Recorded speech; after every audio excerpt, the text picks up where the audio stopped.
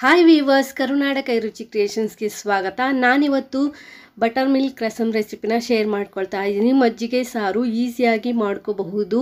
So ಬಿಸಿ ಬಿಸಿ ಅನ್ನಕ್ಕೆ ತುಂಬ ಚೆನ್ನಾಗಿರುತ್ತೆ. ಅನ್ನದ ಜೊತೆ ಆದರೂ ತಿನ್ಬೋದು ಅಥವಾ ಹಾಗೆ ಆದರೂ ಕುಡಿಬಹುದು. ಹೇಗೆ ಮಾಡೋದು ಅಂತ ನೋಡೋಣ. ನಾನಿಲ್ಲಿ ಒಂದು 5 ರಿಂದ 6 ಕಾಳು ಮೆಣಸನ್ನು ತೆಗೆದುಕೊಂಡು ಕುಟ್ಕೊಳ್ತಾ ಇದ್ದೀನಿ. ಇದನ್ನು ನುಣ್ಣಗೇನು ಪೌಡರ್ ಮಾಡೋದು ಬೇಡ, ಸ್ವಲ್ಪ ತರಿಯಾಗಿ ಪೌಡರ್ ಮಾಡಿಕೊಂಡ್ರೆ ಸಾಕಾಗುತ್ತೆ. ನೋಡ್ತಾ ಇರ್ಬೋದು, ಈ ರೀತಿ ನೀವು ಪೌಡರ್ ಮಾಡ್ಕೊಳ್ಳಿ. ನಾನು ಮಾಡ್ಕೊಂಡಿದ್ದೀನಲ್ಲ ಈ ರೀತಿ. ಸೊ ಇದಾದ ನಂತರ ನಾನಿಲ್ಲಿ ಒಂದು 4 ಇಳುಕು ಬೆಳ್ಳುಳ್ಳಿಯನ್ನು ಸೇರಿಸ್ಕೊಳ್ತಾ ಇದ್ದೀನಿ. ನಾನು 4 ಇಳುಕು ಮಾತ್ರ ಇಲ್ಲಿ ತೆಗೆದುಕೊಂಡಿದ್ದೀನಿ. ಸೊ ಸ್ವಲ್ಪ ಶುಂಠಿ, ಸಣ್ಣ ಪೀಸು ಶುಂಠಿಯನ್ನು ಸೇರಿಸ್ಕೊಂಡು ಜಜ್ಕೊಳ್ತಾ ಇದ್ದೀನಿ. ಅದನ್ನು ಸಹ ಒಂದ್ಸಲ ಈ ರೀತಿ ಜಜ್ಜಿ ಎತ್ತಿಟ್ಕೊಳ್ಳಿ. ಈ ರಸಮ್ ತುಂಬ ಚೆನ್ನಾಗಿರುತ್ತೆ, ಕುಡಿಲಿಕ್ಕೂ ಸಹ ಸೂಪರಾಗಿರುತ್ತೆ. 2 ಹಸಿಮೆಣಸಿನ್ಕಾಯಿನ ನಾನಿಲ್ಲಿ ಜಜ್ಕೊಳ್ತಾ ಇದ್ದೀನಿ. ಖಾರ ನೋಡಿಕೊಂಡು ನೀವು ಇಲ್ಲಿ ಹಸಿಮೆಣಸಿನ್ಕಾಯಿನ ಸೇರಿಸ್ಕೋಬೇಕಾಗತ್ತೆ. ಹಸಿಮೆಣಸಿನ್ಕಾಯಿ ನೋಡಿ ಈ ರೀತಿ ಜಜ್ಕೊಂಡ್ರೆ ಸಾಕು. ಇದಾದ ನಂತರ ನಾನೀಗ ಇದಕ್ಕೆ ಈರುಳ್ಳಿಯನ್ನು ಸಹ ಸೇರಿಸ್ಕೊಳ್ತಾ ಇದ್ದೀನಿ. ಸಣ್ಣದು ಒಂದು ಈರುಳ್ಳಿನ ಈ ರೀತಿ ಕಟ್ ಮಾಡಿ ಸೇರಿಸ್ಕೊಂಡು 1-2 ಸಲ ಜಜ್ಕೊಳ್ತಾ ಇದ್ದೀನಿ. ಸೊ ಅದ್ರದ್ದು ಫ್ಲೇವರ್ ಬಿಟ್ಕೊಳ್ಳಿ ಅಂತ ಹೇಳ್ಬಿಟ್ಟು ಜಜ್ತಾ ಇದ್ದೀನಿ.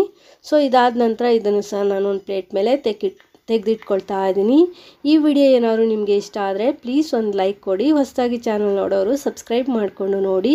ಈಗ ಇದಕ್ಕೊಂದು ಒಗ್ಗರಣೆನ ರೆಡಿ ಮಾಡ್ಕೊಳ್ಳೋಣ. ಸ್ಟವ್ ಮೇಲೆ ಒಂದು ಒಗ್ಗರಣೆ ಪ್ಯಾನ್ ಇಟ್ಕೊಂಡಿದ್ದೀನಿ. 2 ಚಮಚ ಎಣ್ಣೆ ಕಾದ ನಂತರ ಅರ್ಧ ಚಮಚ ಸಾಸಿವೆ, 1 ಒಣಮೆಣಸಿನ್ಕಾಯಿ, ಇಲ್ಲಿ ಜಜ್ಜಿಟ್ಕೊಂಡಿರೋ ಹಸಿಮೆಣಸಿನ್ಕಾಯಿ, ಬೆಳ್ಳುಳ್ಳಿ, ಶುಂಠಿ ಸೇರಿಸ್ಕೊಂಡು 1 ನಿಮಿಷ ಒಗ್ಗರಣೆ ಪ್ಯಾನಲ್ಲಿ ಈ ರೀತಿ ಮಿಕ್ಸ್ ಮಾಡ್ಕೊಂಡಿದ್ದೀನಿ. ಸ್ವಲ್ಪ ಕರಿಬೇವನ್ನು ಹಾಕಿ ನಂತರ ಒಂದ್ಸಲ ಮಿಕ್ಸ್ ಮಾಡ್ಕೊಂಡಿದ್ದೀನಿ. ಇದಾದ ನಂತರ ನಾನಿಲ್ಲಿ ಜಜ್ಜಿಟ್ಕೊಂಡಿರುವಂತಹ ಈರುಳ್ಳಿಯನ್ನು ಸೇರಿಸ್ಬಿಟ್ಟು ಫ್ಲೇಮನ್ನು ಆಫ್ ಮಾಡ್ಕೊಳ್ತೀನಿ. ಹಾಗೆ ಕಾಳು ಮೆಣಸನ್ನು ಸಹ ಸೇರಿಸ್ಕೊಳ್ತಾ ಇದ್ದೀನಿ.